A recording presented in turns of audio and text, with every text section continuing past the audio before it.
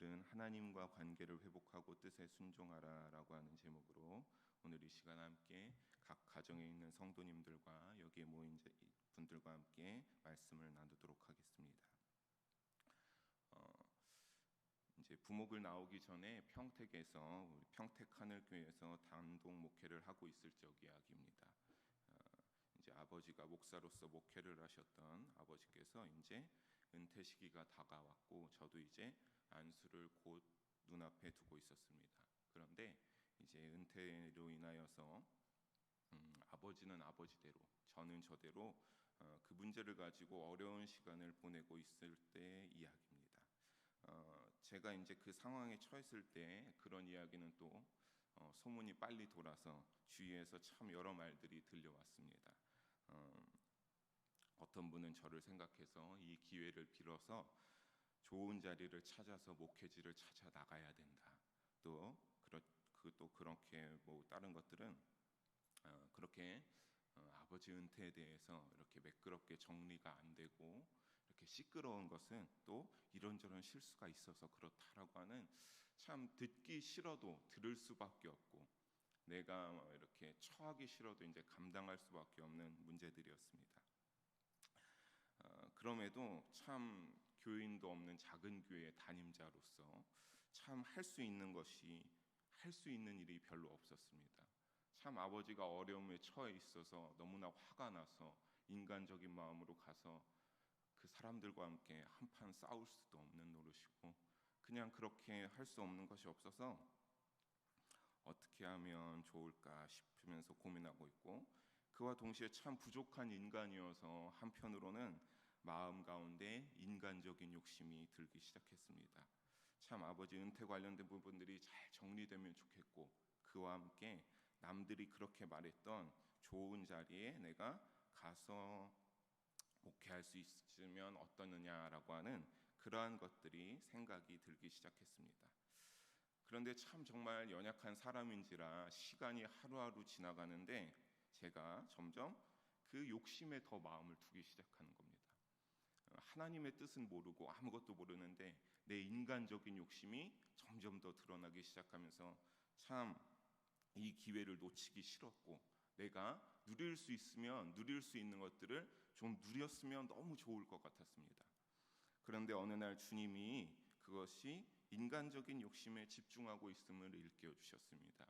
기도하는데 그런 것들이 어느 순간 번뜩 기도하는 가운데 깨달음을 주시면서 하나님이 그것이 정말 네가 정령 대강아 나를 위한 것이냐라는 그러한 깨달음을 일깨워 주셨습니다.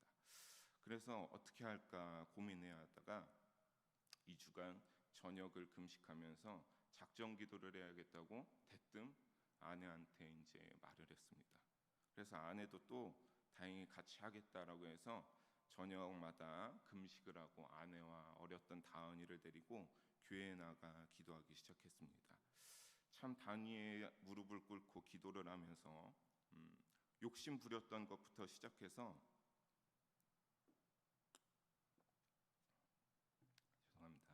내가 얻고자 생각했던 모든 것들을 다 포기하겠다고 주님 앞에 회개를로써 기도하기 시작했습니다.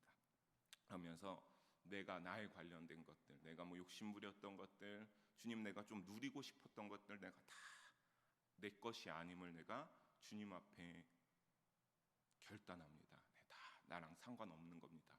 나는 그렇게 안 가도 좋으니까 부디 그냥 부모님의 은퇴만 잘 정리해달라, 잘 해결해달라고 기도했습니다. 그렇게 2주간이 다 기간이 다가올 즈음에 주님이 마음에 감동을 주시면서 응답해 주시면서 어떤 알 수 없었던 제 생각으로는 정리될 수 없었던 것들을 하나님이 단숨에 정리해 주셨습니다. 이게 참 기가 막히게 아내에게도 비슷한 응답의 마음의 감동이 왔는데 그것은 바로 뭐였냐면 주님이 그렇게 회개하는데 그 회개 대광아 네가 회개를 백날 한다고 해도 이 부분의 문제는 너와 관련이 없는 일이다. 네가 나에게 끊임없이 회개하고 하나님 뭐 더 이렇게 한다고 해도 너가 회개한다고 될 일이 아니다라고 하셨습니다. 그러면서 주의 종으로 살아가는 너와 나의 그러니까 주님과 대광이 너 주의 종으로서 너와 나의 일대일적인 관계가 있듯이 너와 나와 내 아비의 관계다. 너와는 전혀 상관없는 다른 문제다라고 하나님께서 철저하게 선을 딱 그어주셨습니다. 참 근데 그거를 마음을 딱 감동이 오는데 정말 모르겠는 겁니다. 이게 뭘까? 내 아버지고 아들이어서 연관이 있을 줄 알았는데 하나님께서 말하기는 너는 네 믿음의 관계가 나와 있는 것이고 네 아버지는 네 아버지대로의 믿음의 관계가 나와 있다라고 정리해 주시는데 참 깨닫지를 못했는데 좀 더 시간이 흐른 후에 그것이 바로 무엇인가 알게 됐는데 주님이 보시기에 아버지와 주님과의 믿음의 관계에서 아버지의 믿음이 주님이 보시기에 합당하지 않았던 것입니다. 그래서 회개를 하기 위하여서 아버지가 회개하기 위하여서 하나님 앞에 그렇게 그러한 과정들을 지나왔음을 알 수 있었습니다. 저는 이 경험을 통하여서 하나님과 얼마나 믿음의 관계가 중요한지 정말 몸소 처절하게 깨닫게 되었습니다. 사랑하는 여러분, 하나님과의 관계는 이와 같이 너무나 중요합니다. 하지만 오늘 본문의 말라기 시대 이스라엘 백성들은 우리가 수요일마다 제가 이 본문을 말씀을 준비하면서 너무나 마음에 부담이 많고 어떻게 이스라엘 백성들이 이렇게 이럴 수 있을까? 정녕 나도 이러지 않을까라는 그런 걸 하면서 매일 이 단이 올라올 때마다 거룩한 부담감을 가지고 올라왔는데 그들은 보면 오늘 늘 볼 때마다 그들의 중심에는 인간적인 기준에 따른 욕심들이 영적인 믿음보다 더 크게 자리를 잡고 있었습니다. 내 몸이 편하고 내 삶에서 내가 편한 것들이 중요한 것이었지 그들이 정녕 하나님의 선민이라고 해서 하나님의 택하신 족속이라고 해서 그들에게는 절대로 하나님을 향한 것들이 그 중심에 크게 자리 잡고 있지 않았습니다. 하나님의 백성으로서 하나님을 의지하는 삶의 의미를 상실하고 자연스럽게 그들의 예배 행위는 어떻게 되었느냐? 형식적인 껍데기만이 가득한 그러한 겉보여지기식의 예배 형식으로 바뀌게 되었습니다. 그들은 그러면서 하나님의 사랑에 대해 도전하기 시작했습니다. 그리고 그분의 전지전능한 능력에 대해서 회의를 느끼고 말라기 2장 17절에 보게 되면 그들이 하나님에 대해서 정의 하나님이 어디 계시냐고 하면서 하나님의 공의에 대해서 도전적으로 교만함을 품고 질문도 하기 시작합니다. 그런데 이스라엘 백성들의 이러한 불의와 불순종은 결코 새삼스러운 것이 아니었습니다.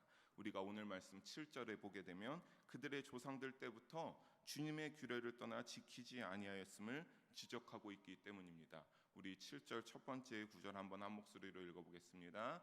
만군의 여호와가 이르노라 너희 조상들의 날로부터 아멘 돌아오라 하며 너희로 돌아가리라 하였더니 너희가 이르기를 우리가 어떻게 하여야 돌아가리까 하는도다. 아멘. 우리 7절 A 부분에 보게 되면 그들의 조상들 때부터 어떻게 했음을 알 수 있습니까? 주님의 규례를 떠나 지키지 아니하였음을 하나님께서 말라기 선지자를 통하여서 지적하고 있습니다. 특히 여기서 이 떠나라는 것을 원어 히브리어로 보게 되면 수르라고 하는데 이는 길을 잘못 들다, 얼굴을 외면하다 등의 뜻을 지니고 있습니다. 이스라엘 백성들이 몰라서 그런 것이 아니라 그들이 철저하게 고의로 하나님께 불순종하며 주님의 규례에 거역했다라고 하는 것을 알 수 있습니다. 결국 그들이 바라는 하나님의 축복이 도래하지 않는 이유는 어디에 원인이 있는 것입니까? 이스라엘 백성들에게 원인이 있음을 시사해주고 있는 것입니다. 하나님은 그런 이스라엘 백성들에게 그 긍휼과 놀라운 사랑하심으로 말미암아 다시 기회를 주십니다. 어떤 기회입니까? 7절 B의 중반에 보게 되면 이제는 어떻게 하라? 이제는 내게로 돌아오라. 이스라엘 백성들아 이제는 나에게로 돌아오라라고 하는 것입니다. 하나님은 늘 변함이 없으신 분입니다. 한결같은 모습으로 항상 거기에 계셨으며 주님의 규례 역시 변하지 않고 늘 그대로였으나 너희가 그 모든 것을 어기고 하나님을 떠난 것이 정확한 원인이었음을 하나님께서 짚어주고 계신 것입니다. 그러면 하나님의 축복에 들고 싶으면 어떻게 하라고 하는 겁니까? 너희가 다시 나에게, 나의 그늘에, 나의 품 안에 돌아와야 된다라고 하는 것입니다. 그러면 하나님께서 어떻게 하겠다라고 하는 겁니까? 너희가 그렇게 나에게 들어오면 내가 지금이라도 당장 주저하지 않고 너희에게로 돌아가겠다. 내가 너희에게로 나아가겠다라고 약속합니다. 이를 가장 잘 보여주는 성경에서의 이야기가 어느 것입니까? 바로 누가복음 15장에 나오는 탕자의 비유가 아니겠습니까? 아들은 자기 맘대로 유산으로서 나에게 상속될 유산에서 그것을 나에게 미리 떼어 주십시오. 내가 그것을 가지고서 나가서 독립하여 살겠습니다. 그것을 받아가지고 흥청망청 쓰며 살다가 거지가 되지 않습니까? 거지가 되어서 먹을 것이 없어서 돼지 우리에 가서 쥐염 열매를 어떻게 먹어보려고 기웃기웃거리다가 주인에게 걸려서 호되게 혼나고 쫓겨나고, 그런 그가 거지꼴이 되어서 떵떵거리며 나갔던 그 아들이 거지꼴이 되어서 다시 집에 와서 멀찌감치 왔을 때 아버지는 어떻게 했습니까?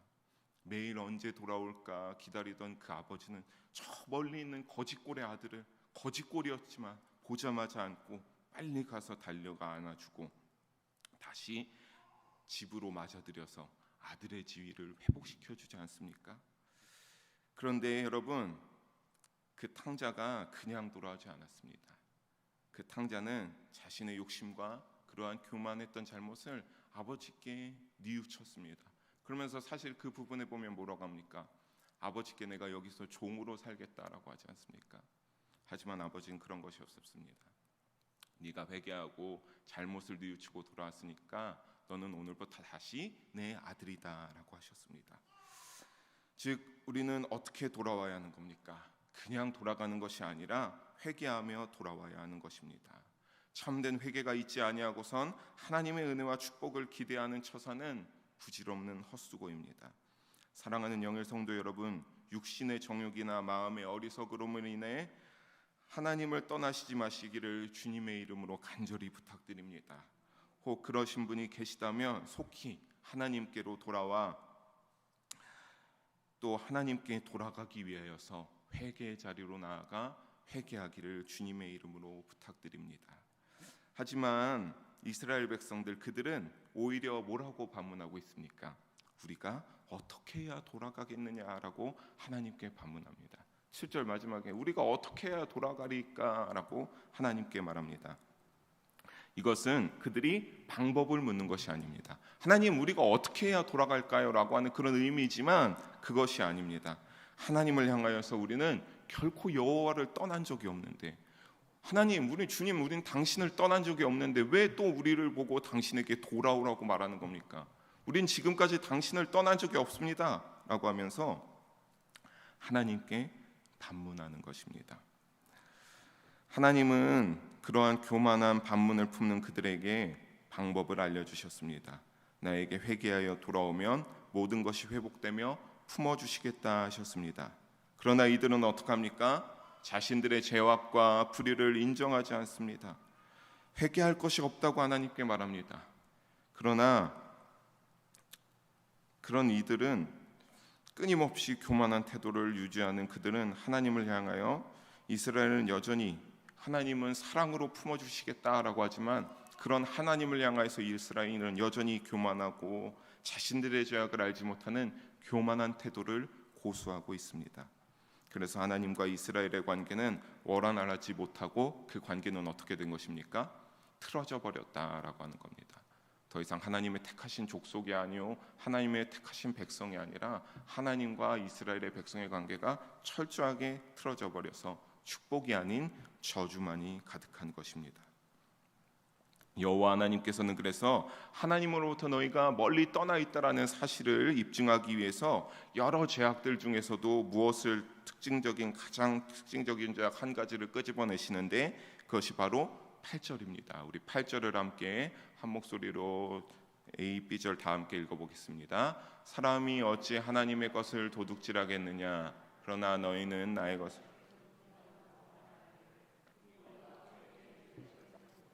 하는도다. 이는 곧 11조와 봉헌물이라. 아멘. 어떤 것을 끄집어내십니까? 너희가 내 것을 도둑질했는데 바로 11조와 봉헌물을 바치지 않는 죄악이었습니다. 하나님은 그런 이스라엘 백성들에게 너희가 도둑질하고 있다라고 하셨습니다. 이스라엘 백성들에게 있어 11조와 헌물은 하나님의 축복에 감사하는 마땅히 해야 할 종교적 의무이자 하나님과 이스라엘 백성들과의 약속이었습니다. 언약이었습니다. 그러나 이들은 그것을 제대로 하지 않았다라고 하는 것을 알 수 있는 것입니다. 이 11조를 통하여서는 특히 또 기업을 분배받지 못한 레위 족속과 극빈 계층을 위하여서 사회적 의무로서 그 11조를 쓰이는 것도 있었습니다. 또 이런 것을 통하는 의무에 대해서 다윗은 뭐라고 하냐냐, 다윗이 왕위에 있을 때 성전 건축을 위해 모든 준비한 예물을 하나님께 올려드리면서 역대상 29장 16절에 보면 제가 읽어드리겠습니다. 우리 하나님 여호와여, 우리가 주의 거룩한 이름을 위하여 성전을 건축하려고 미리 저축한 이 모든 물건이 다 주의 손에서 왔사오니 다 주의 것이니이다 라고 고백하고 있습니다. 모든 것이 내가 어떻게 열심히 일을 해서 했든 뭘 했든 우리가 이렇게 준비했는데 하나님 결국에는 이것이 다 누구 것입니까? 다 하나님 당신의 것입니다 라고 고백하고 있는 것입니다. 그렇다면 실로 하나님의 은혜가 아니겠습니까? 우리가 이러한 것을 오늘 우리의 삶에 빗대어 본다면 이 어려운 상황에서 이 코로나 시대에도 코로나에 감염되지 않고 하루하루 무사하게 무탈하게 지내는 것이 얼마나 하나님의 은혜입니까? 그리고 우리가 그 가운데서도 정말 빈곤하지 않고 어렵지 않고 먹을 것을 아직 걱정하지 않아도 되는 것, 이런 모든 것들 다 실로 하나님의 은혜로 고백할 수 있을 줄 믿습니다. 하지만 또 하나님은 그것이 실로 하나님의 은혜인데 육신의 필요를 위해 사용될 것을 알고 그것을 허락하시면서 단지 10분의 1만 여호와의 소유, 여호와의 성물이라 규정하고 올리라 명하신 것입니다. 중요한 것은 10분의 9는 너희가 마음대로 써도 되지만 그 10분의 1은 너와 나의 어떤 약속이라 이겁니까? 이건 내 여호와의 성물, 여호와의 규례다라고, 여호와 이건 내 거다라고 하는 겁니다. 너희가 철저하게 나에게 올려드려야 된다라고 하는 겁니다. 하지만 이를 드리지 않고 오직 자기의 삶과 필요성과 물질적 풍요만을 생각하는 것은 세상 만물에 대해서 그리스도인이라면 어떤 것입니까? 하나님의 소유권을 인정하지 않는 죄악이었습니다. 하지만 이조차도 이스라엘 백성들은 뭐라고 대답하고 있는 것입니까? 우리가 어찌 주의 것을 도둑질하겠느냐며 말도 안 되는 하나님의 터무니없는 지적이라는 것입니다. 하나님, 우리가 언제 어떻게 우리가 당신 것을 이렇게 도둑질합니까? 말도 안 되는 소리 하지 마십시오. 참 이 말씀을 묵상하면서 어떻게 이렇게 교만할 수 있을까? 이들이 과연 정말 하나님이 택하시고 애굽에서 출애굽하고 그렇게 여러 번 어둠에서 건져 올리신 그 것들을 체험한 믿음의 족속들일까 하는 생각을 하지 않을 수가 없었습니다.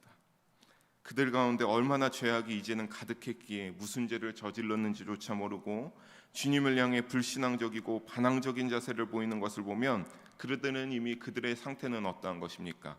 이미 영적으로 어두워져서 주님께 죄를 범하는지도 모르고 죄악을 고집하면서만 사는 자세를 우리는 알 수 있습니다. 9절에 보게 되면 근데 이것이 단지 부분적인 것이 아님을 알 수 있습니다. 9절에 뭐라고 나오고 있습니까? 함께 한번 읽어보겠습니다. 너희 곧 온 나라가 나의 것을 도둑질하였으므로. 아멘. 부분적으로 어떤 몇몇 사람이 제사장만 국한된 것이 아니라 온 나라가 나의 것을 도둑질했다. 누구 하나, 이스라엘 백성의 100명이든 1000명이든 몇 명이든 누구 하나 빠지지 않고 모든 사람이 다 하나님에 대하여서 11조와 봉헌물에 대하여서 나의 것을 도둑질하는 너희가 그러한 잘못을 범하고 있어서 그래서 어떻게 한 겁니까? 너희가 저주를 받고 있다라고 하는 겁니다. 이스라엘 백성들의 죄악과 뿌리가 얼마나 뿌리가 깊게 자리 잡았는지 알 수 있는 것입니다. 하나님께서는 그들에게 그 죄악의 뿌리를 너희가 하루빨리 눈물과 간절함과 애절함의 그러한 회개의 기도로서 그 삶의 자리에서 그 죄악의 뿌리를 빨리 뽑아내서 다시 나에게, 다시 애굽에서 출애굽할 때처럼 기둥과 불기둥 안에 거하였던 이스라엘 족속들처럼 그렇게 하나님의 품에 거해야 되는데 이미 그들에게는 그런 것이 아니라 그 죄의 뿌리가 깊이 박히다 못해 확장성을 가지고 이스라엘 전국적으로 만연해 있었다라고 하는 겁니다. 하나님은 이러한 도둑질로 인하여 너희가 저주를 받았다라고 말씀하고 있습니다. 또 11절 말씀으로 유추해 볼 때 뭐라고 하는 겁니까? 메뚜기로 인한 병충해가 있지, 가물어서 열매가 있기도 전에 떨어져 있는 모든 상황들이 다 하나님이 함께 하시지 않은 그러한 것으로 인하여서 축복이 아닌 저주가 있음을 나타났음을 알 수 있습니다. 하나님은 그런 이스라엘 백성들을 향하여 돌이켜 10절과 같이 어떻게 하라고 하시는 겁니까? 너희가 다시 온전한 11조를 창고에 드릴 것을 요청하고 명하고 있습니다. 이스라엘 백성들아, 다시 빨리 나에게 온전한 11조를 나의 창고에, 이 하늘에 있는 창고에 너희가 해봐라.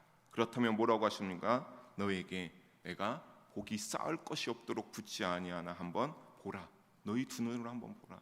너희가 11조를 하면서, 온전한 11조를 드리면서 너희가 얼마나 큰 복을 받는지, 너희가 감당하지 못할 어마어마한 복을 받는지 한번 너희들이 해봐라. 그러면서 나를 시험해봐라, 나를 테스트해봐라 라고 하는 겁니다. 하나님이 여기서 온전한 11조란 표현을 하신 이유가 무엇이겠습니까?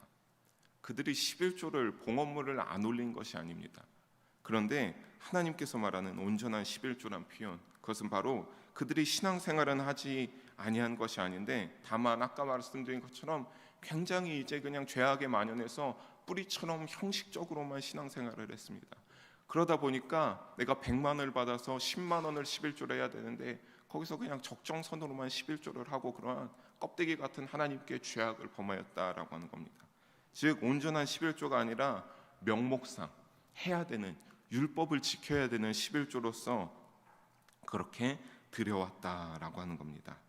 그러면서 그들은 어떻게 했습니까? 자신들에게 부족함이 없도록, 내가 그 가운데서 하나님께 형식적으로 드리지만 나에게 부족함은 없도록 내 주머니는 좀 더 두둑히 챙기고 하나님께는 인색하게 구는 그들의 잣대를 볼 수 있는 것입니다. 사실 야고보서 1장 13절에 보게 되면 이러한 말씀이 있습니다. 하나님께서 아무도 시험하지 않으실 뿐만 아니라 아무에게서도 시험을 받지 아니하신다라고 말씀하셨습니다. 그런데 성경 중에서 여기에서 유일하게 오늘 이 부분에서 하나님께서 이스라엘 백성들에게 뭐라고 합니까? 너희가 온전한 11조를 드림으로, 너희가 얼마나 그 창고에 11조를 드림으로 너희가 복을 붙지 아니하나 붙나 한번 지켜보라, 나를 테스트해보라 라고 하는 유일한 대목이 바로 여기입니다. 사랑하는 여러분, 이는 하나님의 능력을 진짜 시험해보라는 이야기가 아닙니다. 하나님의 명령에 순종함으로써 과연 너희가 내가 약속하신 축복을 누릴 수 있는지 확인해보란 도전적인 말씀인 것입니다. 사랑하는 영일 성도 여러분, 우리가 아벨의 제사는 받으시고 가인의 제사를 받지 아니하심은 재물이 문제가 아니지 아니하였습니까? 아니하였습니다. 바로 하나님께서 온전한 마음이 담기지 않았기 때문이라고 하셨습니다. 하나님께서 다윗 왕을 뽑을 때 사무엘 선지자는 첫째 아들 엘리압을 보고 내 마음에 합한 자다, 빨리 지금 빨리 안수를 기름 부어서 안수를 줘야겠다라고 사무엘 선지자가 그랬습니다. 하지만 하나님은 아니라고 했습니다. 너는 겉과 외모로 인간을 볼지만 나 하나님은 사람의 중심을 본다라고 했습니다. 이 엘리압은 사무엘 선지자의 눈에는 굉장히 마음에 드는 자였지만 하나님이 그러면서 말하기를 내가 이 자는 이미 버린 자다라고 했습니다.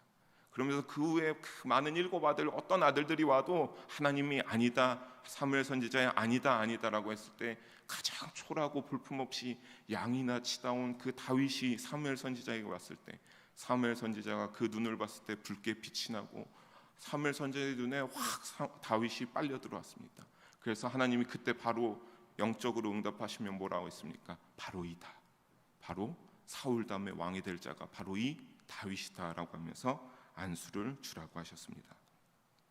믿음으로 참되고 온전한 11조를 드림으로 말미암아 하늘문을 열고 쌓을 곳이 없도록 부어주시는 놀라운 은혜가 우리 영일 성도님들의 삶 가운데서, 그 믿음의 삶 가운데서 함께 하시길 주님의 이름으로 축원합니다. 하나님이 말라기 시대의 이스라엘 백성들에게 너희가 이처럼 회개하고 돌이킬 때에 11절과 같이 메뚜기 떼를 통한 병충해가 없게 하며 결실을 앞두기 전에 포도가 떨어지지 않도록 땅을 비옥하게 만들어 결코 너희가 다시는 이와 같은 일을 경험하지 않겠다라고 보장해 주십니다. 그리고 이어서 12절에 뭐하라고 합니까? 그들의 땅이 아름답게 되어 이방인들이 보기에 굉장히 복되다고 할 만큼 축복을 가져다 주겠다라고 하십니다.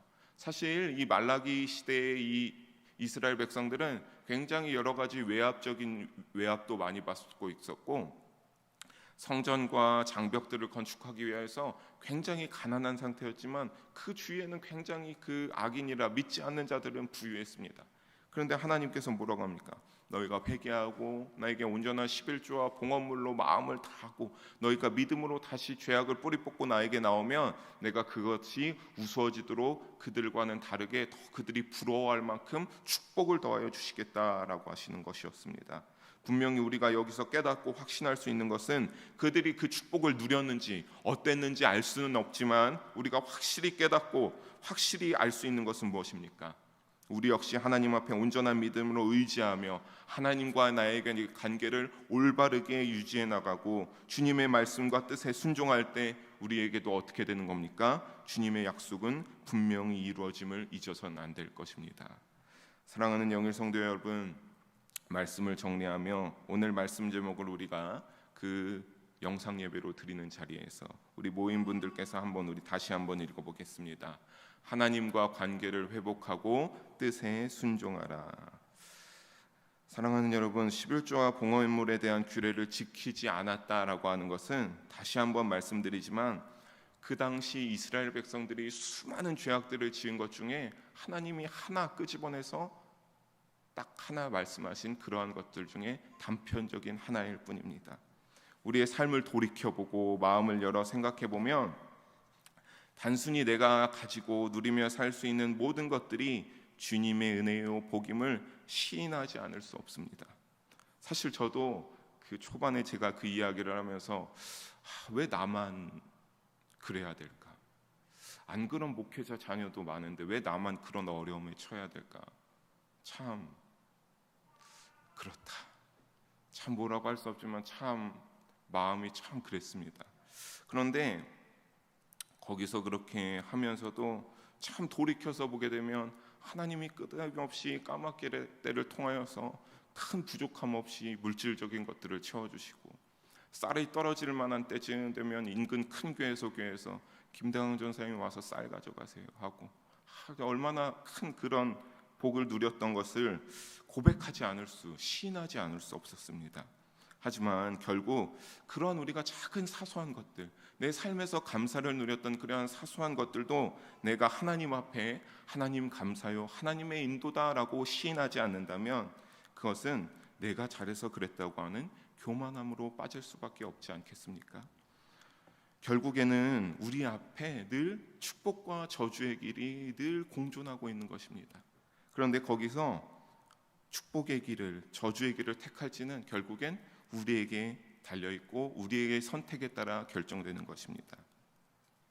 우리가 하나님의 명령에 순종하면 복이 찾아오지만 불순종하면 저주가 반드시 찾아오게 되는 것입니다.